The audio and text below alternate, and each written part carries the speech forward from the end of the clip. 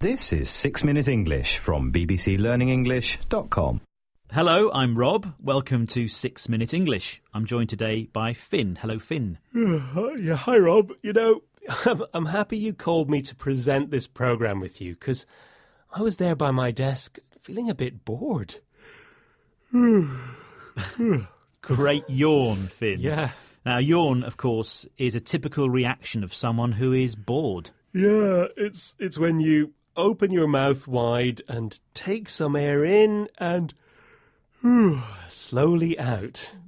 OK, well, let's make this programme all about boredom, shall we? And I'll start by stimulating your imagination. Thank you, but how are you going to make me excited and interested in something, Rob? OK, well, how about I challenge you to a question that you might not know the answer to? OK, well, you can try. Go on then. Well, I know you like the theatre. I do, but it has to be an exciting play or I get restless. Restless, you mean unable to sit still because you get bored or worried even. OK, well, I wonder how you'd feel watching the longest continuous play recorded. Well, that's quite an offer. But what do you mean? Well, according to the Guinness Book of Records, the longest continuous dramatic performance was held in New Jersey in the US in 2010. But do you know how long the cast for The Bald Soprano by Eugene Ionesco was on stage for? Was it for about A, 8 hours, B, 17 hours, or C, 23 hours? Wow, they're all pretty long. I'll say B, 17 hours, Rob. Goodness, right. OK, well, I'll let you know the answer at the end of the programme. Now let's talk more about boredom. I think this is a feeling we have to learn how to cope with. Yes, we have to learn to deal with this situation successfully, to cope with it. But people often feel they want to change their life, to change their job. They might feel stuck in a rut. That's a good phrase, stuck in a rut. So you mean you have become too fixed in one kind of job? Yes, you know, Rob, even I sometimes dream of something a bit more exciting, like being a professional diver or maybe even a pilot of a really fast plane.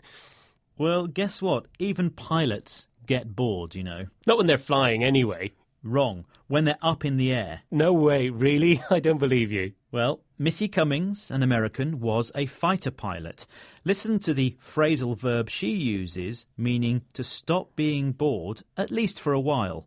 Is there ever time for a fighter pilot to get bored?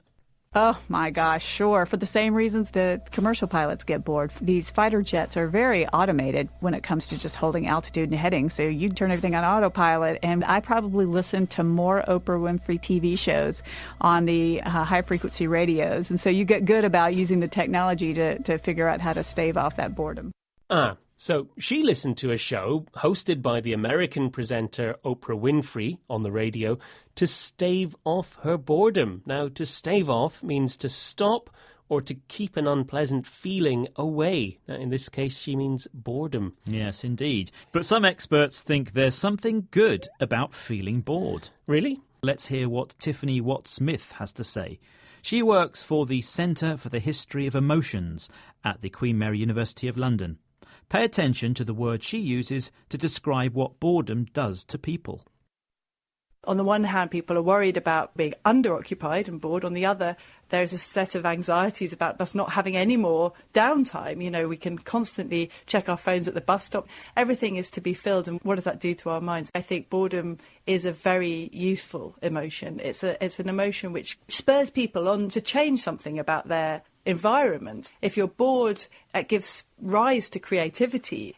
So boredom spurs people on to change something. Now, to spur on means to stimulate or to encourage someone to do something.